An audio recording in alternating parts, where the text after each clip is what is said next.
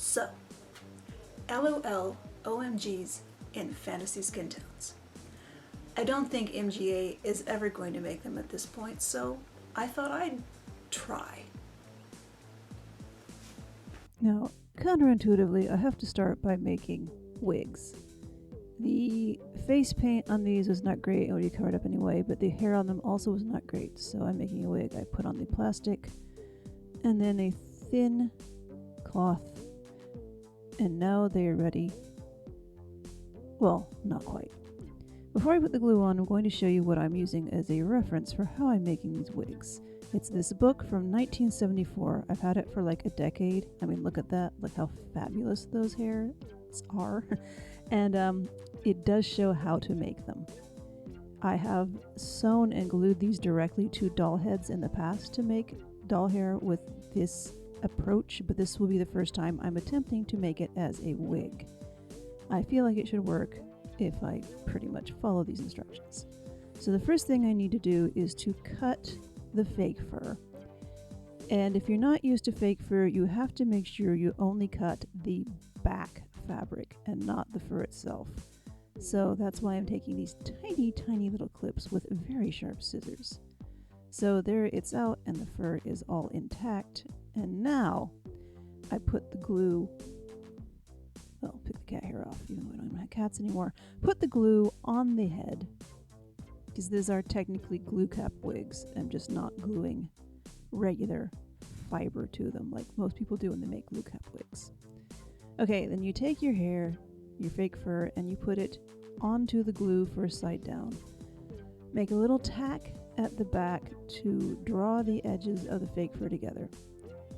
Now, squish it up into the glue, switch it up farther into the glue, and turn it carefully right side out. Carefully, because if not, you might pull it out of the glue. And then it's time for toilet tissue. I have tried other stuffings for these, especially using polyfill, and it just doesn't give the right firmness and heft.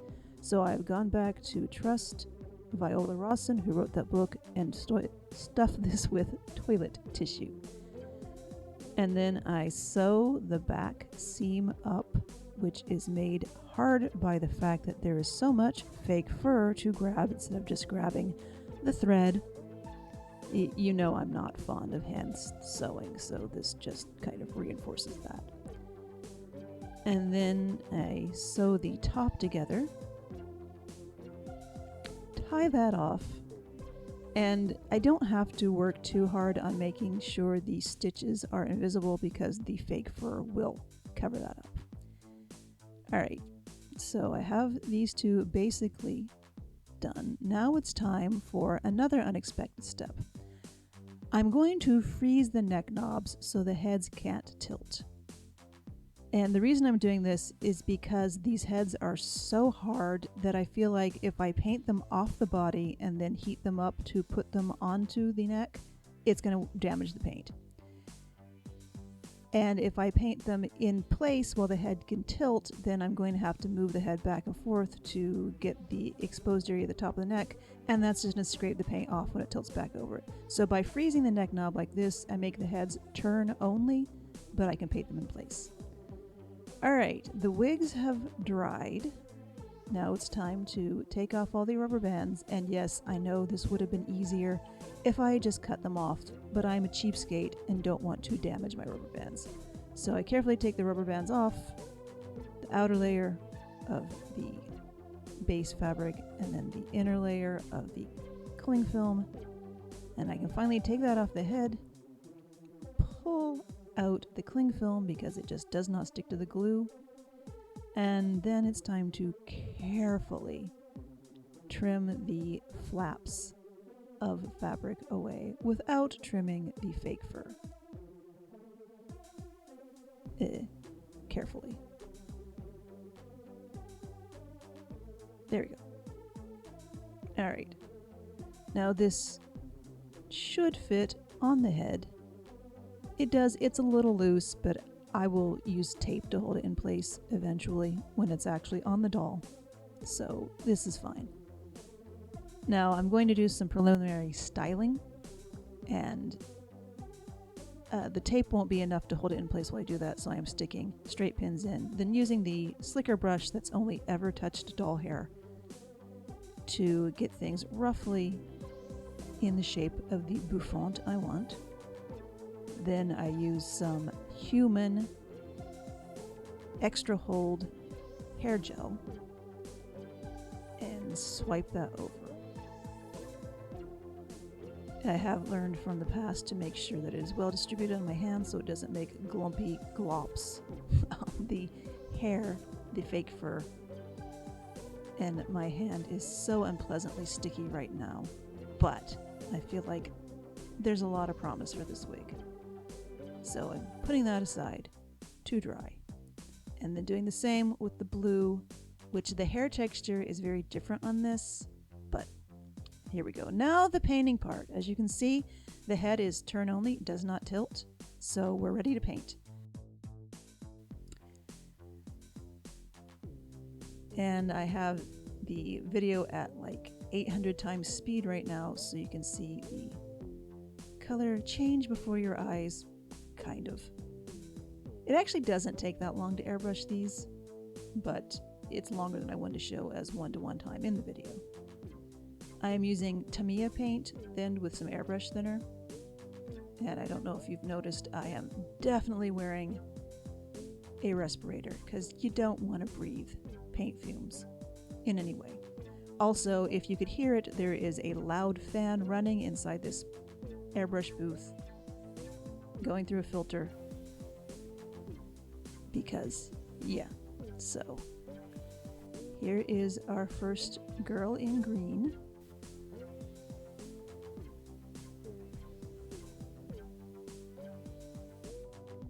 Now for purple, and it's the same basic technique, just paint it purple, and it's Tamiya thinned with airbrush thinner, so it is lovely and not clogging the airbrush at all and cooperating nicely.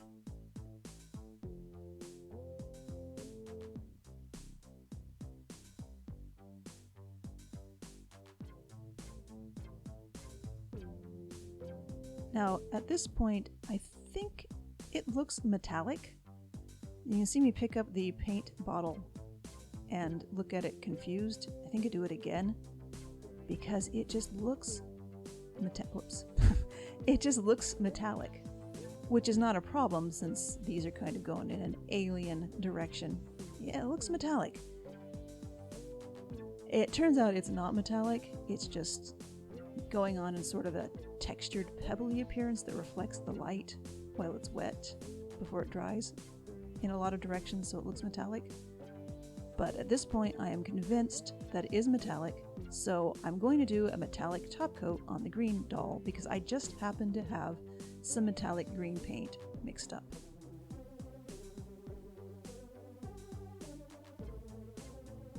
So that goes a lot quicker because I am not doing full coverage over the original skin tone. I am just highlighting the green with a little bit of metallic green. And then I realized I need to add some more metallic to the purple because it wasn't. So that was me showing you my Solar Color Dust Purple Flash Effects powder, which I mixed into I don't know why I looked at the camera like that. I mixed it into some clear medium and just sprayed it on. The airbrush didn't like it, but what I am just doing now was top coating them in clear coat and dropping it. However, to my surprise and delight, the paint didn't chip when I dropped it. You can see me examining it because I can't believe that dropping this doll, not just directly on the floor, but there is a shelf that we have on the floor under the front edge of the dresser that these are on to catch paint drips, and I dropped her on that, and she did not chip. So I'm feeling pretty good about the Tamiya paint's durability at this point. And yeah, she's fine. back to wigs. And there's some edge stitching and tacking down of flyaway pieces that I have to do on the pink to get it to be a little more what I want it to do. And that requires some more styling. I added some hair around the edges. Hair, fake fur, you know what I mean. And yeah, it's pretty much what I wanted and what I hoped. I've used that pink a lot. This blue was the first time I had ever used it. And I'm gonna tell you right now that after about an hour of trying to get it where I wanted it, I never got it there. So I gave up and started over with another hair fiber. I mean, I do think this idea I'm showing right now for bangs on fake fur shows promise, just not with this kind of rough, dry, coarse blue fake fur fiber. So yeah, no. I have some gray in the same texture as the pink, so I'm going to start over. Now that there is paint on the body, I protected the face with some toilet tissue because I did not want to risk the plastic of the cling film sticking to the paint, which plastic sticking to the paint is a problem with painted dolls. So I'm going through all the steps again of making the wig base, the cling film, the thin knit fabric. Ideally you'd use tulle, but I don't have any. So I'm using this thin knit and it worked pretty well. The glue goes on. Since this is gray and gray just doesn't seem exciting, I cut it to be bigger. So in theory it will make a taller bouffant.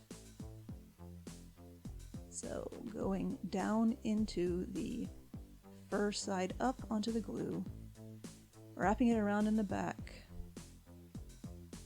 getting glue all over my fingers, getting fake fur fluff stuck in my gluey fingers, sewing it in place just at the hairline,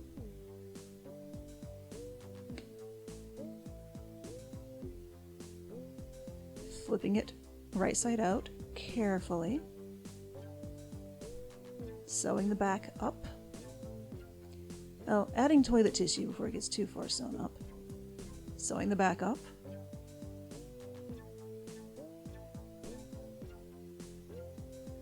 Adding more toilet tissue. Sewing the back up. Well, actually, I'm sewing the top up now. So closing that up, tying that off, trusting that all of the thread will be lost in the fake fur, so not worrying about whether it's visible or not. Making sure it's actually in the glue at the hairline. And then putting it aside to dry.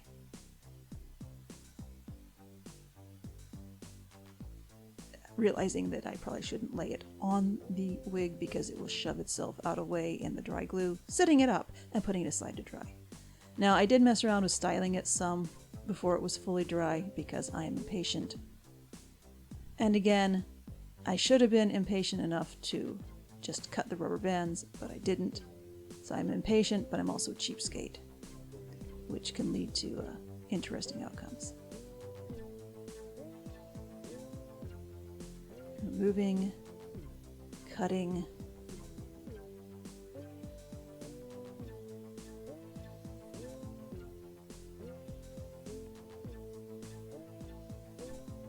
yeah, this wig is looking much better to me than the blue was. I still need to do some additional styling to it, but right now I'm pretty happy with it. Now the part I was dreading, painting those big, flat but shiny eyes. Since my whole goal of these is to make them look like stock OMGs, I am not going out of my way and doing interpretive eyeballs. I am trying to mimic the original eyeballs. So I have diluted some acrylic paint and I am using a much larger brush than usual because I want to avoid paint strokes and texture as much as possible. It didn't really work. The eyes do end up kind of a little lumpy, some worse than others, but I think my technique shows promise if I ever want to do this again. So because this paint is so thin, I'm going to do several layers of black to get it nice and opaque. And the approach I decided to take was to paint the entire eye black first and then paint the details on top of that. And I probably should have used a smaller brush around the edges, but what this smaller brush is doing is actually has nothing but water on it, and I'm using that to sort of flood the mistakes so they can be wiped off. Because it is very nerve-wracking to paint on top of paint, because normally when I paint on vinyl, I use things to scrape off my mistakes. Can't really do that with the paint. Alright, that has to dry. And then we bring it back and do another layer of very diluted black with a wide brush. This is actually a pack of craft brushes that I got on clearance from Walmart that are surprisingly nice quality. I just bought them because I liked the glittery handles, but they have been surprisingly nice brushes to use. And now I use a smaller miniatures painting brush to try to paint the whites in the eyes. And again, the more layers of paint I have on this, the more nerve-wracking it gets, because you can't scrape off the mistakes. Another thing about my approach to painting the eyes I decided to do, I painted the entire eye black. Now I am painting on whites for the whites of the eyes, and also to make a base layer for the iris color so it will show up instead of trying to paint it on top of the black. So of course, the more layers of paint, the lumpier it gets, because I'm impatient and I'm not diluting things enough and I'm going too fast and I'm using the wrong brushes. But consider this video showing you the lumps and bumps of the creation process. You can see I have my reference OMG off on the right side of the frame. And there were a few times looking at her through the glasses that I'm wearing for magnification that I realized that her paint is not that good either. So that also helped me be a little kinder on myself in terms of how I painted these dolls. Alright, now the white is dry. Now it's time for another layer of white. Now I'm going in with the iris color, which is yellow.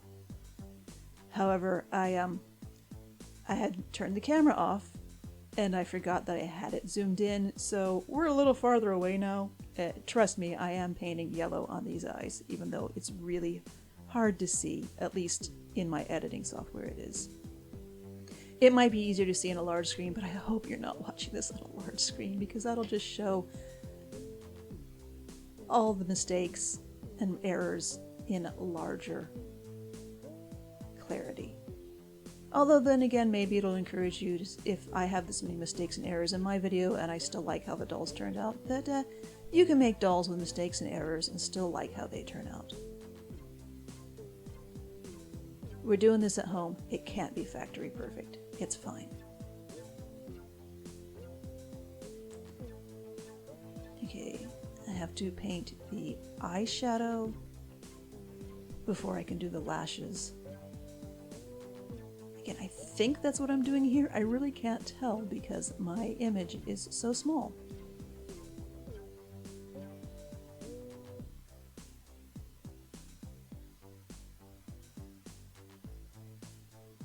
Maybe I'm not painting the eyeshadow yet, but I'm happy with whatever it is I've done. Alright, now I'm painting the eyeshadow. It has actually been a few weeks since I did this, so I don't exactly remember the order I did things in. I know that you have to paint the eyeshadow before the eyelashes, and I think that's what I'm doing now. If I had the confidence to just go in with one big, bold swoop, it would probably look fine. But I don't, so I have to do all these little tiny, tiny brush strokes. Which I know adds to the lumpiness that I was trying to avoid, but I accept where my skill level is.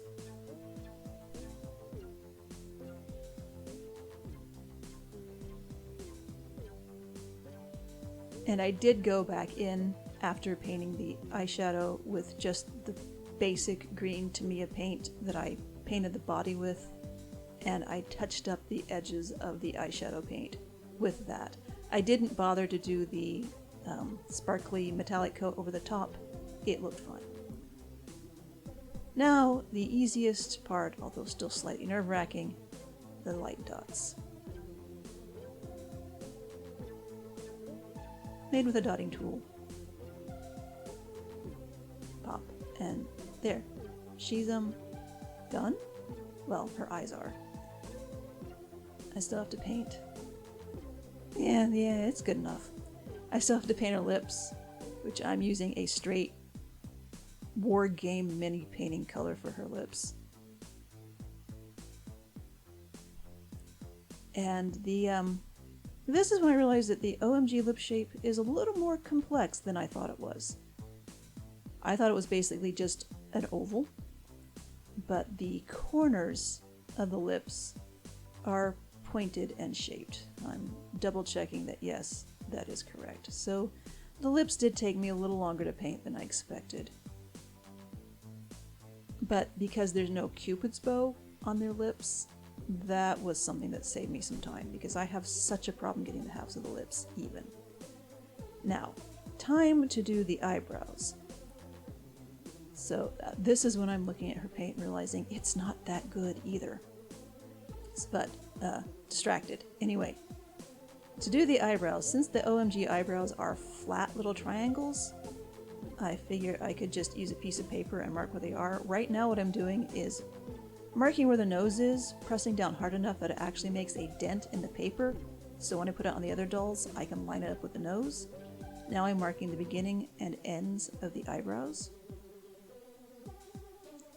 I do like how simple and stylized most OMG face paint is, including these little flat eyebrows, which were probably the easiest thing to paint on them, which is saying a lot when the eyebrows are the easy part of a face to paint.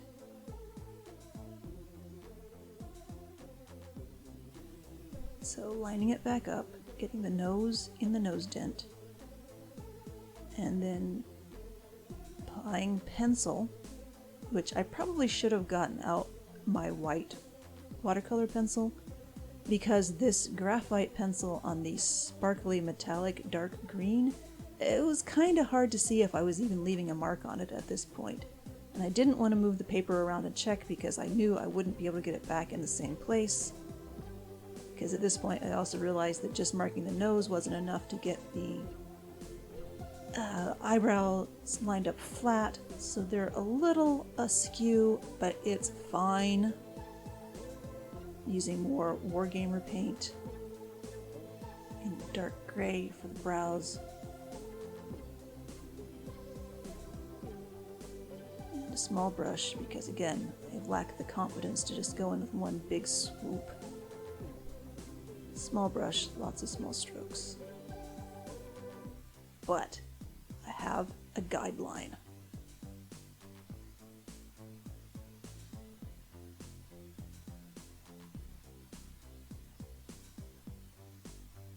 And then I remembered that OMGs generally have painted fingernails.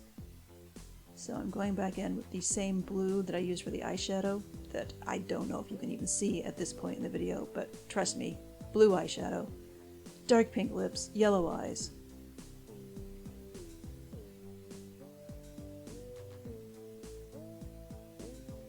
Now it's time to top coat everything. Hooray! Again, I'm using the big brush for, I hope, minimum brush strokes in the end. And the eyes are a little gloopy and lumpy, but I think next time I will actually dilute the top coat so it goes on even thinner. Or I might just borrow some of husband's airbrushed War Games already thin top coat, but didn't think of that at this point. So that was like a week and a half ago. I procrastinated making the clothes horribly. Not because I wanted to make the perfect outfits for them, because even though these are fairly heavily customized, I still think of them primarily as fashion dolls, which means their clothes will be changed throughout their existence. It might take me a few years to change their clothes again, but they will be changed. So my main issue was that I don't have patterns specifically made for the LOL OMG body. In the past, I've just been using my Monster High patterns cut really short with a big fluffy skirt, and that's not exactly the look I wanted for these. I wanted something a little more retro 1960s. So I sat down and worked things out and made a pattern for them to fit their curves, and then played around with variations on that theme. Made things that didn't quite have the look I wanted, made things that didn't quite fit, which I've discovered if you make something that doesn't actually fit the hips of an OMG but fits at the top, if you flatten the hips out, it'll fit a Bratz body, so that was a nice discovery. So first I will show you green. And here she is. I'm not going to get too close because the paint is not great. It's not super flat. It's not super clean around the edge, but you get the idea. If there were fantasy skin tone OMGs with 1960s themes, I think they would look like this. So the dress is an A-line halter neck with bobble trim and a galaxy print, and then I went over it with iridescent glitter. So she's sparkly, she's shiny. I will say when I made the tights, probably thanks to it being a very stretchy fabric, they fit perfectly my first try, which surprised me with the way these dolls are shaped. But so that's green, and I'm pretty happy with her.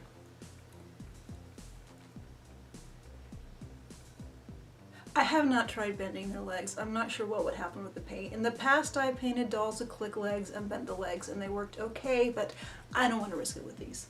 All right, and then purple.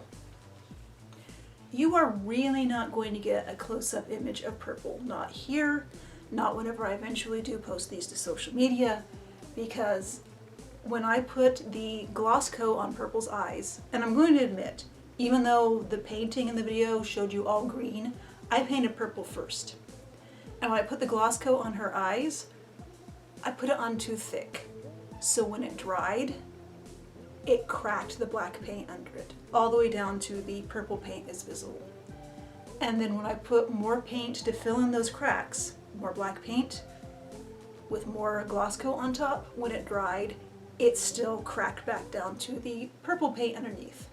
So the gloss on this eye is kind of obscuring that, and the wig on this side is obscuring the big crack on there. But still, she turned out, I think the idea is definitely there. She is very 1960s, very B-52s, which, I mean, that is always an inspiration when I'm doing doll stuff. So I'm pretty happy with the way these turned out. I'm not even sure she'd sit down in this skirt. Actually, I shouldn't test the skirt. I will also, like I said, I won't show you the close-up of her eyes. I also won't show you the back of this dress because when I clipped some of the curves on the hips and the back darts, I clipped a little too close to the seams. This is lame, which doesn't have the most structural integrity of fabric anyway, so it's a little shreddy in back, but I think she turned out pretty good. I think we've got our kind of Star Trek-y dolls. Kind of not. Kind of definitely a project that's done.